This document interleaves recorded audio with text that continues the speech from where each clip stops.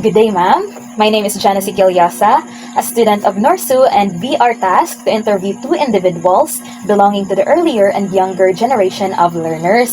So you are the one that I have picked to interview for the earlier generation of learner. Usa man kaka estudyante ka ni adto, di ba, ma'am? Yes, ma'am. Okay, so if you don't mind, ma'am, can I take a video as a form of documentation for our interview? Okay, ma'am.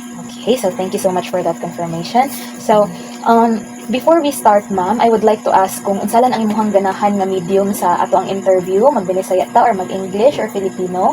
Binisaya lang sa na makatarong ko ang ka ng ma-English, dili na ko kaya ka.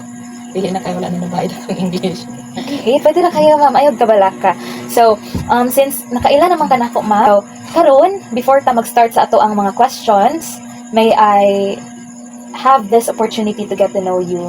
Pwede ba nga ikaw na pud ang akong ila-ilahon, unsalan imong ngalan ug unsalan ang imuhang mga kaagi kaniadto isip usa ka estudyante? Yes, ma'am. Ako si Alona Siquillosa. Ako ang naagian sa una, ako na sinati sa una sa akong pag-eskwela kay kanang medyo lisod gyud ang ako ang nagian kay ang amo ang eskwelahan layo man kay sa balay.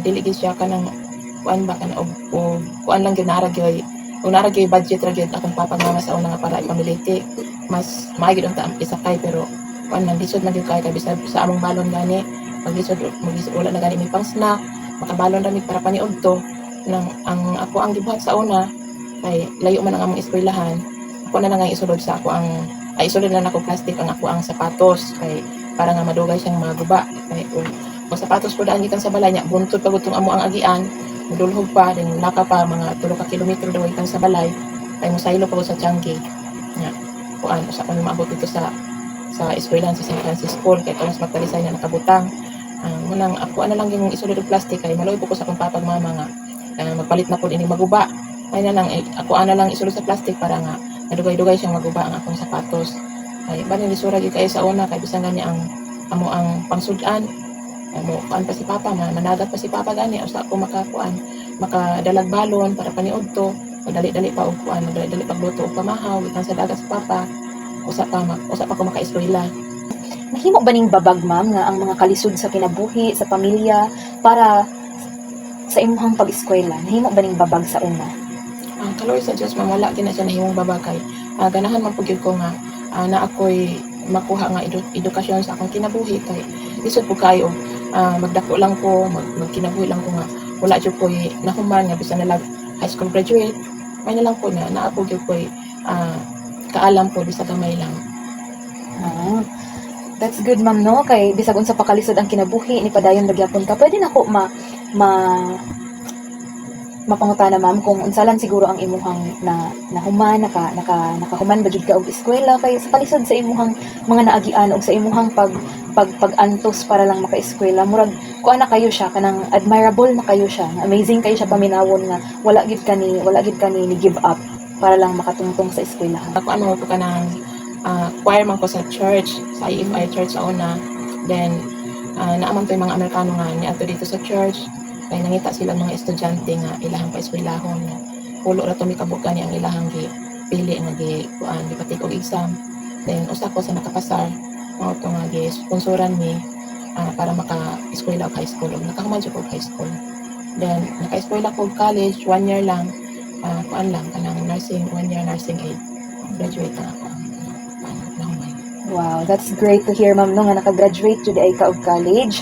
So, base sa imuhang mga gipang-ingon, ma'am, ganahan ko nga makabalo kung unsalan ang imuhang mga nasinati, mga naagian sa una sa sulod sa classroom, sa imuhang mga maestra, imuhang mga schoolmates, unsalan siguro ang imuhang mga experiences sa sulod o gawas sa classroom sa una.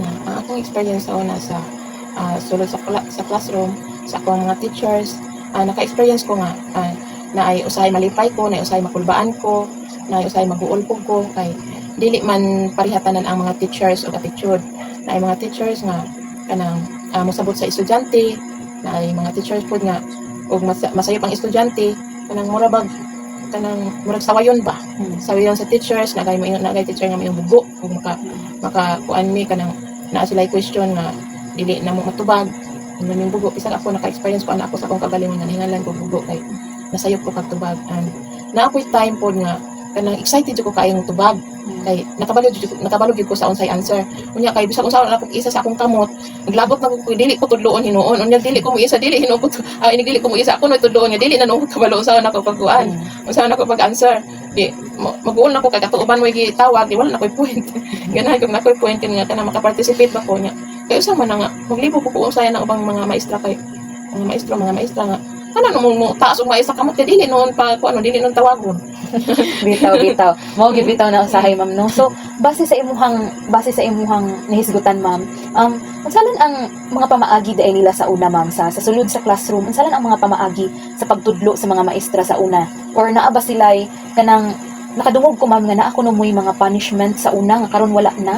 Na kuno mo'y mga silot inig na amoy mabuhat nga dili maayo or unsa ba? Ako wala gid hinung ko naka-experience ana nga silot kay kanang mag-amping man pud ko. Wala man pud ko yun na nagpabuyag ko sa eskwelahan.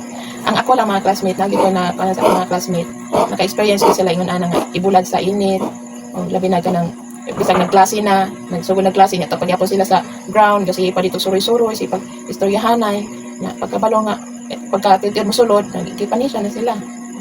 Wala siya, ibulad dito sa ng init, usahay ko paganuton sila mga pila ka minutes, wala ilang punishment. Wow. So grabe kay sa una no kay naa kay authority day ang teacher nga mohatag og punishment sa mga estudyante karon ma'am kay ginatawag naman na siya nga abuse sa estudyante.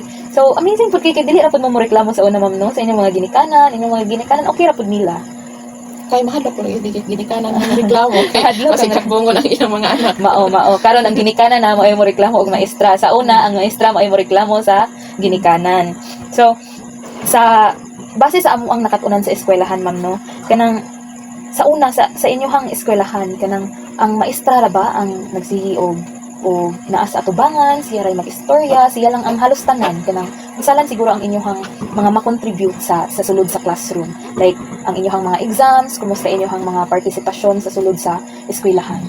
Juan, sa una ma'am ang gibot sa sulod sa eskwelahan mag-discuss ang teacher dayon pag human niya discuss mag-groupings mag-count of 1, 2, kay ang tanan nga 1 kauban tanan nga 2 kauban sa usa ka grupo na siya abot sa antoy pila ka ka group dayon mag-reporting usay amo ang mga usay among nasabtan sa iyang gi-discuss mo sa amo ako report dito sa tubangan. Mahal day ma'am no kay kana pud hantod karon gina-apply ra gyapon na siya sa classroom sa amo ang henerasyon.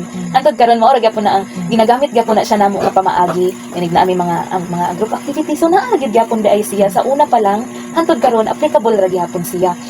So, sa una ma'am, di ba karon kung nabantayan nimo naa na ni mga cellphone, mga gadgets, computer, halos ang mga estudyante karon nag-revolve na aning mga teknolohiya ang ilahang kinabuhi isip usa ka estudyante. Sa una ma'am, nakasulay ba mo nga paggamiton mo og computer or unsa ba diha nga klase sa teknolohiya sa sulod man or sa gawas sa inyong classroom? Wala din mi kasulayan na sa una man kabisa cellphone sa una. Wala pa gyud mi anang cellphone sa unang panahon dayon. Kung naa mi i-research ato ra gyud sa library. So sa library ra gyud ang inyong source of information. Dito ra mi sa library din. Okay, so base sa inyong mga tubag ma'am no, aside sa inyong maestra sa una, ang library maoy pinaka source ninyo kung unsa asa mo mangita og impormasyon para sa inyong mga researches sa tanan-tanan. Yes ma'am. Okay, so thank you so much ma'am.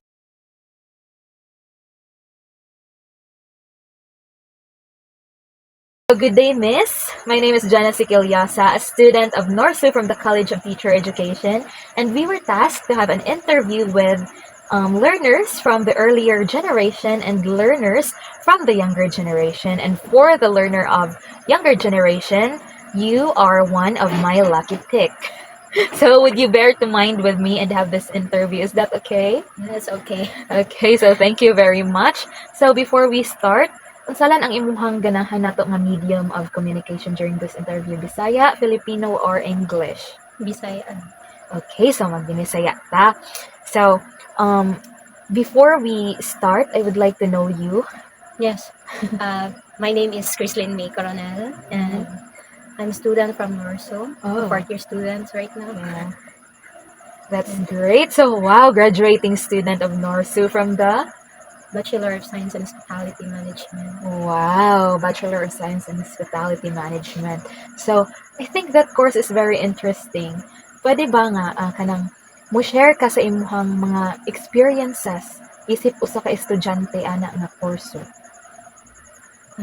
Like daghan kay kong experience sa among course, Mm. kuan kanang during sa among OJTs, Mm. like, lisod kaayo kay sa second year, ga-start na mig OJT ato 300 hours. Mm. Then kailangan namong i-balance amo ang studies ug ang OJTs. Kay during that time, kuan kayo lisod jud kaayo i-balance kay mo travel pa ka moadto pa ka sa imong kuan gi OJT-han. Then mobalik na pud ka sa Norso. Mm. Strict pud kay kamo ang teacher ato. So like kanang murag struggle sa inyo ang back and forth Mm-mm. na kuan nga pagbalik-balik sa inyong workplace as well as sa school na pod kay para sa uban nga subjects. Okay, so like murag grabe kay no na. Challenges dahil inyong gi-encounter. Sa ako akong isa nga na interview, ang una pod niyang response when I asked kung sala niyang experiences when it comes to school kay ang mga challenges dayon. So pwede na ko mapangutana kung siguro sa sulod sa classroom unsalan kaha ang inyong mga naagian sa inyong mga maestro o maestra, ilang mga pamaagi sa sulod sa eskwelahan. Like strict kaayo sila sa mga students nila. Then kuan kanang gabi kaayo kay once musulod ka sa school, mangubla na ka. Makubla na ka dito kay kailangan English kay sa GE man to na mo nga subjects, mga minor subjects. Like strict gid sila compare sa mo ang major. So like ang inyuhan na noong minor subjects ang mas strict compared sa major. So sa ako ang na-interview for the older generation, ingon siya nga sa ilaha kuno nga henerasyon dili sila mogamit og kanang mga technology para sa ilang pag-eskwela. Wala kuno sila ang mga cellphone, mga computer, naara sila sa library magkuha og mga information. Sa inyo nga generation or sa ato nga generation, since ako usab ko ka estudyante sa karon nga generation, kita no unsalan ang ato ang mga kuan naad batay mga gipanggamit na nga mga teknolohiya para sa makatabang sa atong pag-eskwela. Yes, ni ana like mga cellphone, laptop. Pero napagyapon roy kuan mga students nga adto ra gyapon sila sige sa library. Yes, especially sa Norso nga fully equipped ang library, right? Okay, so like kuan kanang sa mobalik ta sa imong experience inside the classroom. Kumusta ang mga pamaagi sa imong mga maestra, like kung sa una nga panahon ang maestra ra mo ay naa sige sa atubangan, siya ra ang tanan mahimo sa tanan nga mga discussions, karon pareha ra ba gihapon nga ang maestra lang ang tanan, or ikaw or kamo nga mga estudyante naa na ba mo'y lahi nga role sa sulod sa classroom? Usahay kay kuan ang teacher man gyapon may mo kuan na mo. Pero usahay pud kami may mo kuan sa among mga kuan sa school. Like sa unsa siguro nga pamaagi sa Like kanang naay mga tasks silang ihatag then kailangan nang i-comply. So karon nga sa inyo nga generation mas collaborative na siguro, no, mas interactive na nga, dili lang nga ang estudyante igo ra mo istorya kung naay pangutana ang teacher, no, naa nagay participation ang tanan, di ba? Usahay. Usahay. So like naa dya po yung mga traditional nga mga teachers like, na nabilin. Like ang teacher pa mo tawag sa names sa imong Kailangan- katubag ana questions. Okay, so like kanang naa dya po yung mga traditional nga teachers. So kana sila nga mga teachers siguro katong mga edad-edaran na. Pero sa mga teachers nga imuhang mga katong medyo mga bata-bata pa nga mga teacher, murag lahi na ba ang ilahang mga pamaagi karon? Naa na ba sila kanang murag ang estudyante na mo ay mohimo sa mga buluhaton? Kanang sa inyohang mga reportings, like ihungit pa ba gihapon sa Dili maestra na. ang tanan? Dili na kami na mo gamaan na. Okay, so like naa na mo yung mga participation, right? So as you have been having this journey as a student kanang, what are the challenges? Unsalan ang mga pagsulay nga imuhang na-encounter isip usa ka estudyante sa Norso, or isip usa ka estudyante sa high school sa una, or maybe karon nga estudyante ka sa Norso? Kuan may lisod kaayo. Like na ubang subjects na lisod. Then naapoy uban nga okay ra makaya ra. So like more on sa subjects lang yun ka nga nagkuan sa mga challenging na yung mga subjects like math siguro, no, or nga major subjects. Ang sa math na mo sa una kay online man to siya. So okay ra. Usahay maka-search ka sa Google. Okay. So ang base sa akong na-interview nga from the older generation, ang ilahang mainly nga struggle is ang kalisod sa panginabuhi, sa poverty. So karon siguro magkalisod gyapon sa financial, pero mas lisod na ang mga pagtulunan, mga hilimuon sa eskwelahan compared sa kalisod sa pagpanginabuhi. Okay, so thank you so much sa imong time, Miss. Thank you sa pag-answer sa akong mga questions. So that would be all. Thank you so much.